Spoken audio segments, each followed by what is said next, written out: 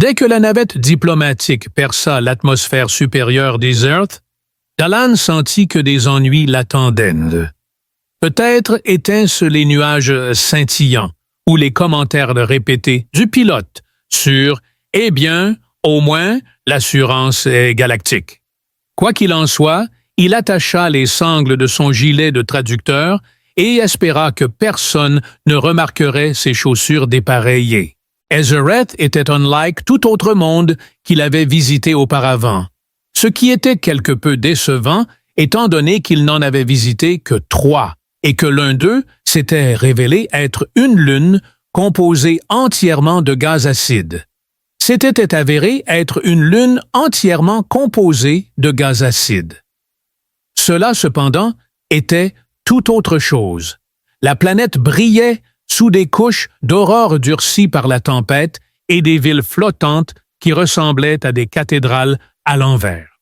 Des bannières royales, longues de 20 mètres, flottaient dans le vent comme si elles respiraient. Dalan faisait officiellement partie de la délégation culturelle de l'ambassade de la Terre, mais en réalité, il n'était que le bavard.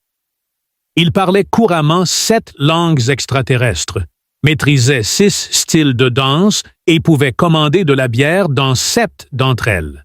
Un toast plutôt enthousiaste de l'ambassadeur de la Terre a commencé par une mauvaise traduction. L'ambassadeur, rouge de fierté et peut-être de vin extraterrestre, leva son calice et déclara « À la croissance radieuse de la reine », une phrase qui signifiait quelque chose de très troublant à propos des tumeurs dans le dialecte zérélin. Un des conseillers de la reine s'évanouit, un autre laissa tomber son verre et la mission était déterminée à établir un commerce pacifique avec l'Empire zérélan sans offenser les ancêtres de quiconque. Contexte. L'un des conseillers de la reine s'évanouit.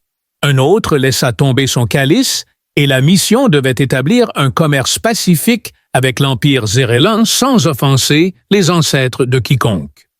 Dalan tenta d'intervenir. Contexte à traduire. Calice et murmura « Ça commence ». Au milieu du chaos, Dalan tenta d'intervenir. Il leva la main pour offrir une phrase corrective, mais trébucha sur l'ourlet de sa robe cérémonielle, qui, contrairement à ce que les diplomates terriens avaient insisté, était inspiré du style romain ancien, mais qui, en réalité, ressemblait plus à un rideau de douche. De manière inattendue, il tomba en avant et s'écrasa contre un orbe cérémoniel, déclenchant une alarme sacrée. Les gardes criaient, le plafond scintillait, et les gens se dispersaient. Juste au moment où Dalan s'apprêtait à dire « Oups », 2 guerriers gigantesques, vêtus d'armures en gemmes et de grenouilles, l'attrapèrent. Avançaient silencieusement dans un couloir orné de symboles lumineux et de statues qui semblaient être en conversation constante les unes avec les autres. « C'est tout un malentendu », s'exclama-t-il, sa voix résonnant. « Je suis plutôt du genre à offrir des collations et à raconter des blagues, pas à être un criminel de guerre. » Les gardes restèrent silencieux. Au bout du couloir, devant ce qui semblait être une porte sculptée dans de la lumière d'étoiles pétrifiées, il l'ouvrit doucement pour révéler une chambre illuminée par une lumière violette. Ses murs gravés de constellations qui pulsaient faiblement comme un battement de cœur. Assise sur un trône fait de cristal liquide, à 3 pouces au-dessus du sol, se trouvait la reine Mira, avec ses yeux ardents, sa peau lavande pâle ornée de sigils cérémoniels, et ses cheveux flottants, qui semblaient avoir leur propre opinion, dégageaient une aura de danger maîtrisée et une fatigue calme qui lui disait « Je n'ai absolument pas le temps pour ça ». M. Dalan était sur le point de s'excuser ou de se présenter quand elle se leva soudainement, ses yeux s'écarquillant et ses doigts se repliant sur le bord du trône. « Vous », murmura-t-elle, sa voix tremblant avec une intensité bien au-delà de ce qui était interrompu par un incident diplomatique, tu corresponds à l'ancienne prophétie. Dalan cligna des yeux.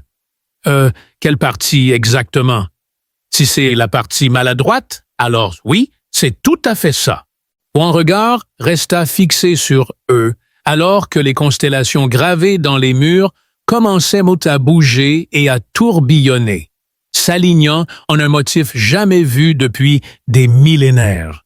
Il jeta un coup d'œil nerveux autour de lui. « D'accord, tu me fais peur, et j'ai peur très facilement. » Une fois, j'ai paniqué pendant un trajet en ascenseur spatial parce que j'ai laissé tomber mon sandwich.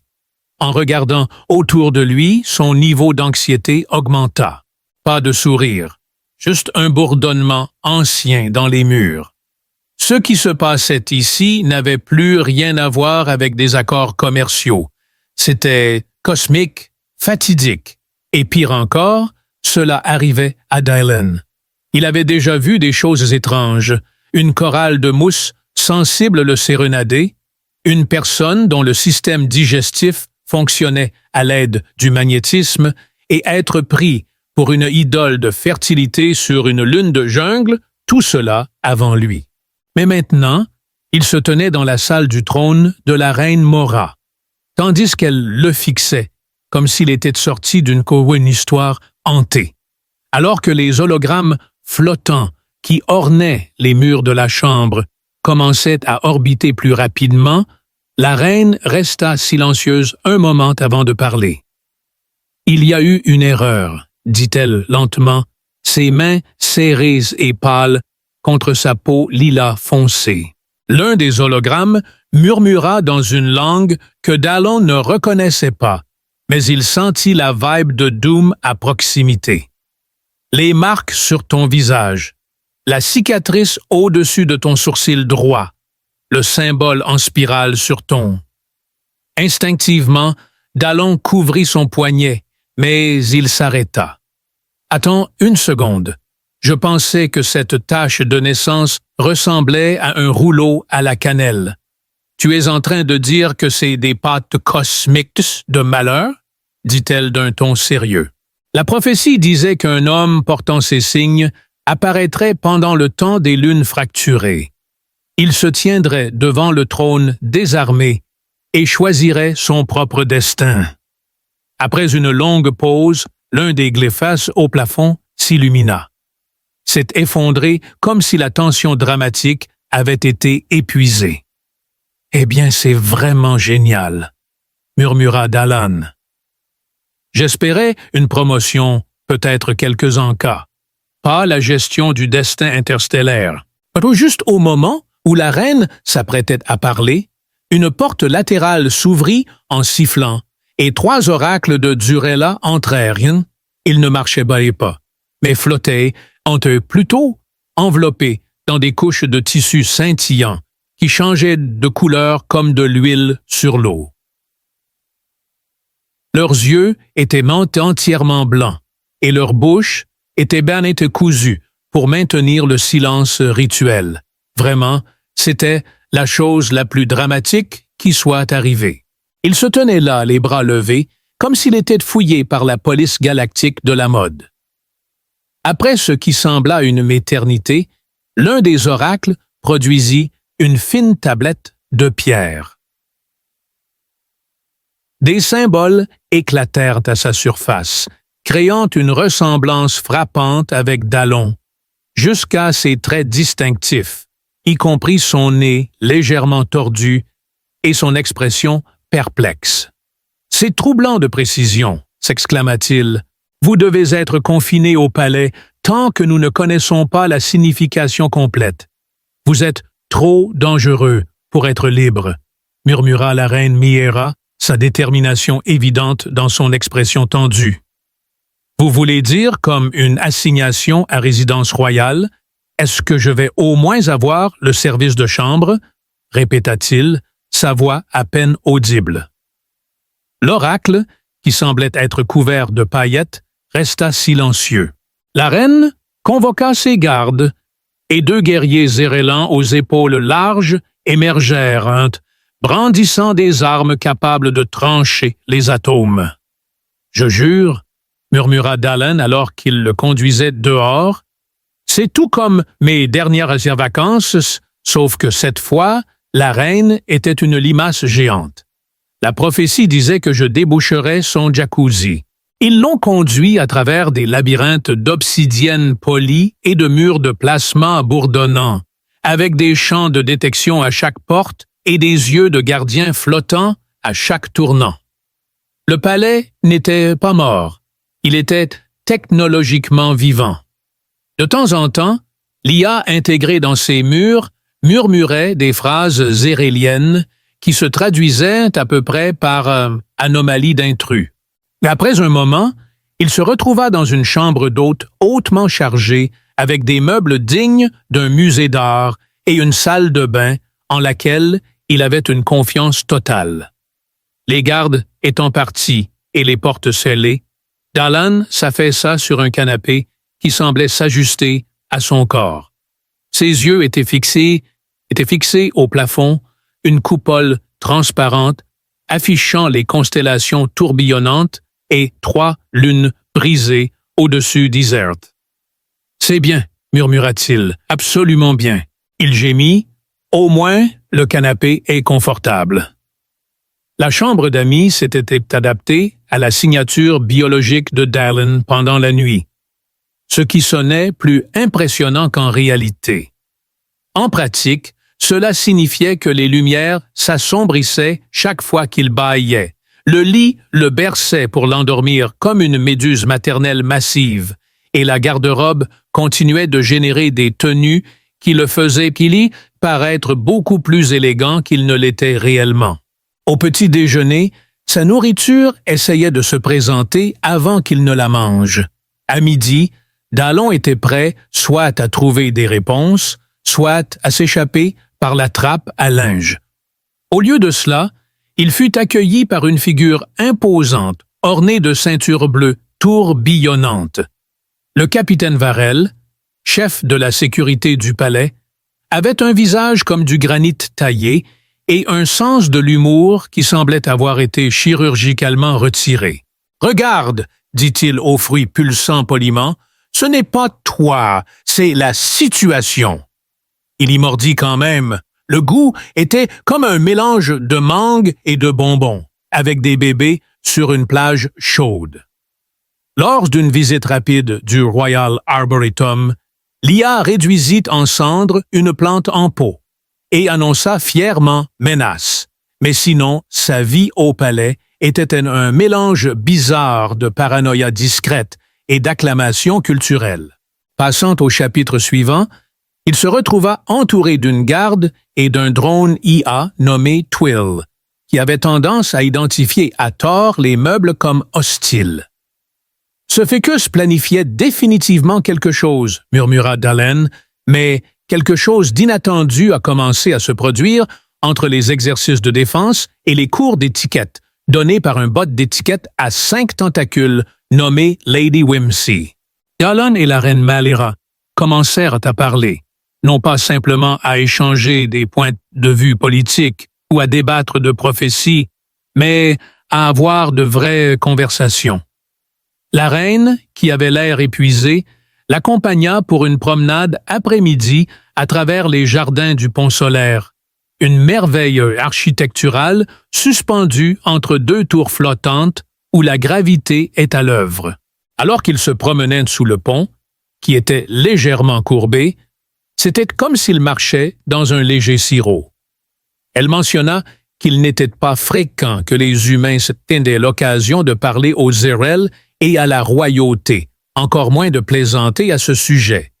Dalan leva un sourcil comme pour dire « Alors, tu as remarqué mes blagues, je les ai supportées. » Elle laissa le coin de sa bouche tressaillir, ce qui n'était ni un sourire ni une grimace.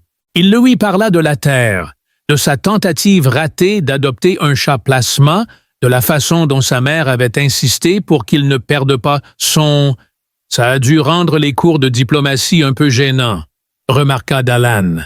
Meera lui jeta un coup d'œil et dit « Ça m'a fait reine avant même que je ne choisisse de l'être. » Cela le surprit, mais Meera le surprit en partageant son propre récit d'avoir été élevé dans la peur et la méfiance des humains. Elle souligna que, si la prophétie arrive, elle portera un visage humain. « Je pense, dit-elle prudemment, que l'univers est rarement aussi simple. Les prophéties sont des énigmes enveloppées de peur, et la peur est un mauvais architecte. » Dalan leva les yeux vers les lunes fendues dans le ciel et dit « Eh bien, je suis plutôt du genre à faire des rénovations spontanées moi-même. » Plus tard dans la soirée, de retour dans sa suite, elle rit si soudainement que cela fit s'envoler un groupe de coléoptères lumineux à proximité. Ils se tenaient sous une arche vivante de vigne qui scintillait au rythme du rayonnement stellaire ambiant. Dans le silence, Dalan demanda enfin « Penses-tu vraiment que je vais être à l'origine de ta fin? » « Je pense, dit-elle prudemment, que l'univers est rarement aussi simple. Les prophéties sont des énigmes enveloppées de peur, et la peur est un mauvais architecte. » Hapmo Dalan leva les yeux vers les lunes fendues dans le ciel et dit « Eh bien, je suis plutôt du genre à faire des rénovations spontanées. » Plus tard, dans la soirée, de retour dans sa suite, elle éclata de rire si soudainement que cela effraya un groupe de coléoptères lumineux à elle, les faisant s'envoler. Ils se tenaient sous une arche vivante de vigne qui scintillait en synchronisation avec le rayonnement stellaire ambiant. Dans le silence, Dalan demanda enfin « Penses-tu vraiment que je vais être à l'origine de ta fin? » En scrutant le tatouage de naissance particulier ornant son poignet, qui apparaissait comme une spirale à la lumière normale mais pulsait faiblement avec des lignes iridescentes sous la lumière des étoiles de Zérélin, il le toucha doucement et il répondit à la pulsation. « Ça devient sérieux, » murmura-t-il. À ce moment-là, Twill bourdonna d'alerte, disant « Vous êtes convoqué aux archives royales. » Examinant le peculiar birthmark ornant son poignet, qui apparaissait comme une spirale sous la lumière normale, mais pulsait faiblement avec des lignes irisées sous la lumière des étoiles de Zérélin, il le toucha doucement et il répondit à la pulsation. « Ça devient sérieux, » murmura-t-il. À ce moment-là, Twill bourdonna en alerte, disant « Vous êtes convoqué aux archives royales. La reine souhaite que vous voyiez quelque chose d'ancien. » Dalan redressa sa tunique et murmura « Si cela se termine par moi déclenchant accidentellement une apocalypse ancienne, je vais être très ennuyé. » Chapitre 4. Les archives royales. Dalan monta sur la plateforme Lev, descendant dans l'abîme, agrippant la rampe de ses deux mains. Il dit au drone de l'ascenseur « Je ne veux pas paniquer. » Mais on dirait que c'est le genre d'endroit où des vérités anciennes se réveillent et commencent à faire des monologues. Le drone émit un bip, lui demandant de rester calme, mais il ne put s'empêcher de crier. Les archives d'Issaret étaient un peu plus qu'une simple bibliothèque. Elles étaient un artefact vivant suspendu sous les strates les plus basses de la capitale, ancré par des veines d'énergie qui pulsaient comme les artères d'un cœur planétaire. Alors que la plateforme montait, l'air devenait plus épais et chargé. Devant elle, flanquée de deux archivistes vêtus de robes en filaments de données, se tenait une immense porte d'obsidienne scintillante. Malara hocha la tête une fois avant de poser sa paume sur la porte, et avec un son qui résonna à travers les siècles, les portes s'ouvrirent, and, à l'intérieur, l'air était plus frais, teinté de l'odeur de la poussière de plasma et du parchemin ancien. Des étagères s'élevaient au-dessus, contenant des artefacts inestimables suspendus dans des champs gravitationnels. Leurs fonctions ont depuis longtemps été oubliées. Dans les coins de la pièce, des hologrammes rejouaient silencieusement des extraits de bataille, de couronnement, et, pour une raison quelconque, un concours canin extraterrestre. Mira accueillit Dalan dans le coffre-fort de nos futurs oubliés et il la suivit plus profondément dans l'endroit. Des murmures les entouraient alors qu'ils poursuivaient leur voyage. Les murs étaient liés aux pensées enregistrées des reines passées. Finalement, ils arrivèrent à un piédestal où un objet solitaire était suspendu. C'était une dalle circulaire de pierre qui vibrait doucement, avec une spirale au centre. Sur le disque, Miller prétendait avoir trouvé le disque d'origine. Il tendit la main, ses doigts effleurant la surface du disque. Le disque pulsa une fois puis s'étendit en une sphère de symboles radieux. Des images défilèrent en succession rapide, montrant des étoiles s'entrechoquer, des figures en robes anciennes, un vaisseau solitaire s'écrasant dessus. Dallon lui jeta un coup d'œil en coin. On aurait dit qu'elle voulait qu'il le touche, mais j'avais laissé mon courage dans mon autre tunique. La surface d'Earth et enfin un visage humain, pas le sien, mais proche, furent révélés par la voix activée par le disque. Les archivistes restèrent tête bouche bée, et Miller s'avança, les yeux écarquillés de choc.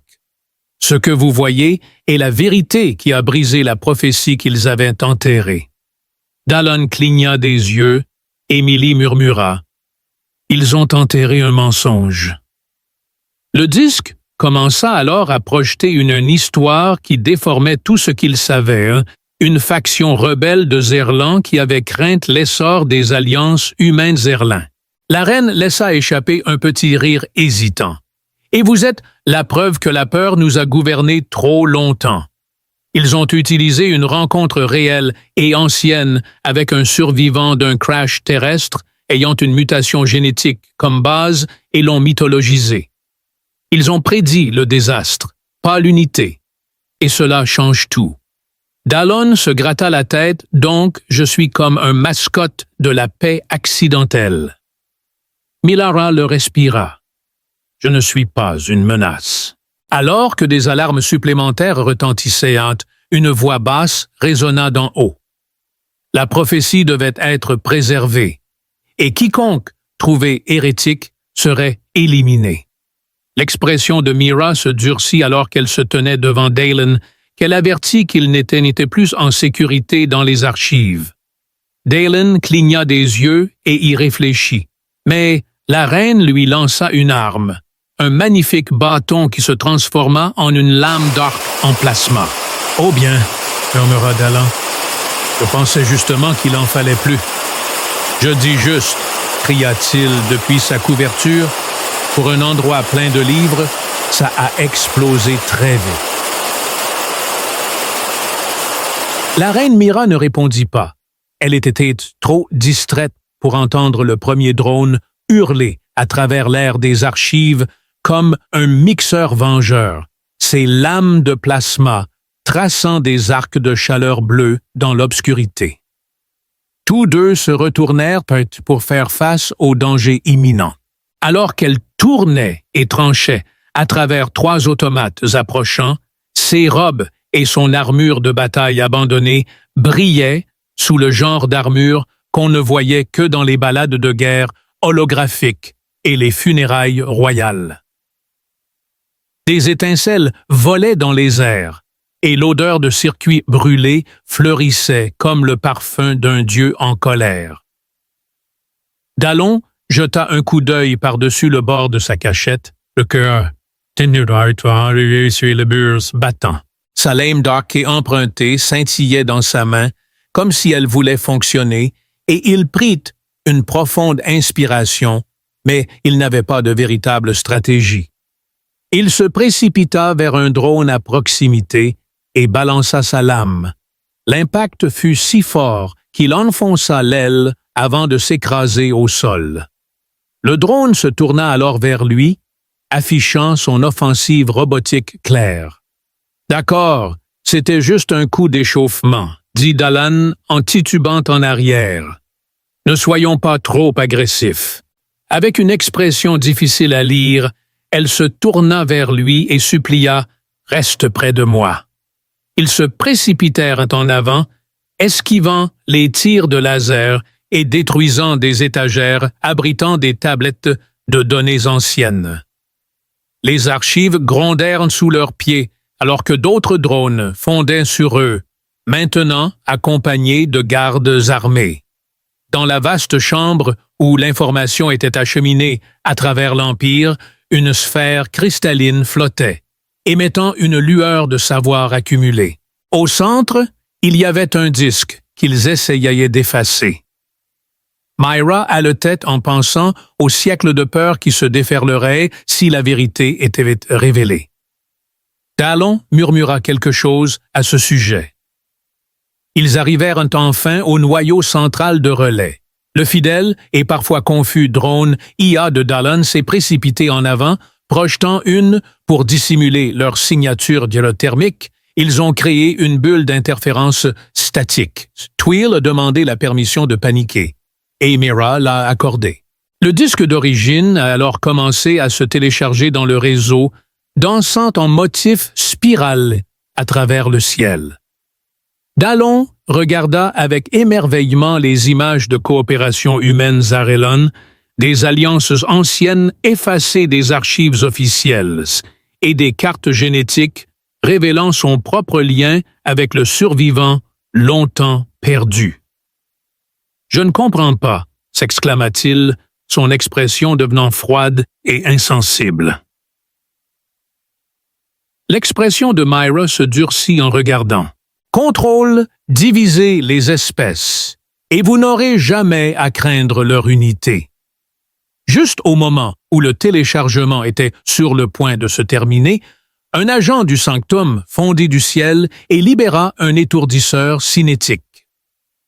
Dallon plongea, repoussant Myra sur le côté, et attrapa l'explosion sur son épaule. L'agonie irradiait à travers ses nerfs comme des feux d'artifice d'aiguille. Myra grogna et balança son arme vers l'agent, délivrant une rafale de plasma concussif. Elle s'est agenouillée à côté de Dallon, s'agenouillant à ses côtés. « Tu saignes. C'est officiel. J'ai saigné pour la vérité. Ça fait de moi une héroïne, non? » L'agent de la loi grogna. Malgré elle, elle réussit à esquisser un sourire maladroit. Avec un soudain, la console bipa, signalant la fin du téléchargement. La sphère de relais pulsa, envoyant la vérité du disque à travers Zurel dans l'espace. À ce moment-là, les écrans des marchés, des centres d'apprentissage et même des sanctuaires s'illuminèrent avec l'histoire cachée.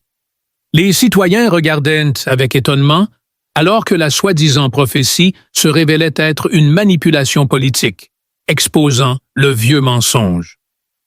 Myra se tenait là, haletante, et ils savent maintenant que l'Empire ne sera plus jamais le même. Cependant, ce n'était pas tout. Le sanctuaire était troublé par des explosions, alors que des renforts étaient en descendant rapidement. Nous devons atteindre le téléporteur stellaire. Myra nous a assuré qu'il nous conduira directement au temple du verdict. Dallon, luttant pour se lever, se redressa. Il courait à travers l'archive, dépassant des connaissances fragmentées et des mensonges tombés. Le chemin à suivre était incertain, mais Dallon ressentit un changement en lui-même, non pas seulement de la peur, de l'émerveillement ou du sarcasme, mais un sens du but. Il ne voulait plus fuir. Le temple du verdict, une ancienne flèche de Dallon saisit la rampe avec son bras non blessé et dit « On dirait que c'est cérémoniel. Entrons-nous dans une négociation sacrée ou dans un piège laser? » Alors que le Starlift transportant Dallon et Mayelira s'élevait, vibrant d'énergie, un champ translucide scintillait comme du verre, et l'île de pierre antigravité planait au-dessus de la croûte lumineuse de la ville. Les éclairs parcouraient le ciel en arc délibéré, attirés vers la tour comme s'ils lui devaient de l'argent. Ces derniers jours, elle avait commencé à le regarder avec une expression plus douce, mais sa posture dégageait toujours l'air de quelqu'un qui avait grandi dans le silence. Peut-être est-ce l'endroit où le conseil dirigeant attend que la dernière vérité soit prononcée. Dalan fronça les sourcils. « Tu veux dire que je dois parler? Tu es la brèche vivante dans leur prophétie. » Elle confirma qu'ils exigeront sa présence et il grogna « Super, je n'ai même pas apporté ma tunique de discours formel. » Le Starlift arriva à la plateforme la plus basse du temple et ils montèrent un chemin en spirale qui pendait précieusement au-dessus du vent. Au sommet du dôme de verre cosmique, sous le cercle élevé du sanctuaire intérieur, 12 figures vêtues d'armures rituelles attendaient. Leurs voix, dissimulées par des tons modulés censés inspirer la révérence et une légère peur existentielle, crièrent « Vous avez violé la sainteté ancienne » avec la figure centrale en protestation tonique. Vous avez diffusé une révision hérétique de notre l'une des autres figures se pencha en avant. Et Mira dit « Nous avons révélé sa véritable origine. » Vous apportez l'anomalie, le visage de la fausse prophétie.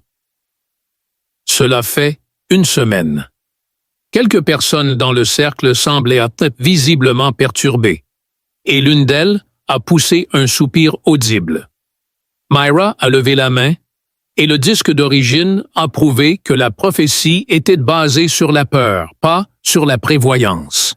Nous avons laissé un mensonge façonner notre empire, et maintenant le peuple sait qu'il y a un autre sanctuaire. Mira les a corrigés en disant « Ils veulent du changement ». L'air était chargé de tensions non dites lorsque Dalan fit un pas en avant et dit « Je ne suis pas ici pour renverser qui que ce soit. Je ne suis pas un élu, je ne me suis pas entraîné pour le destin. Je suis tombé là-dedans, littéralement. Mais peut-être que c'est justement ça le but. Peut-être que le destin ne se soucie pas des lignées de sang ou des vieux rouleaux.